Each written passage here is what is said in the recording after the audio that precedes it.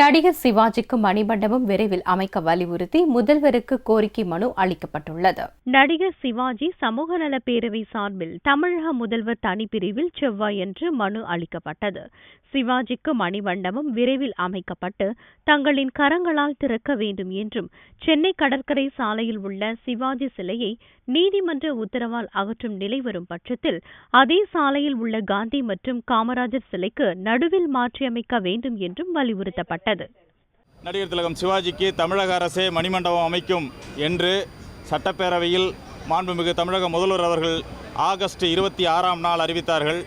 இன்று அதையொட்டி நடிகர் திலகம் சிவாஜி சமூக நல பேரவை சார்பில் தமிழக முதல்வர் அவர்களுக்கு ஒரு கோரிக்கை மனு அளிக்கப்பட்டது.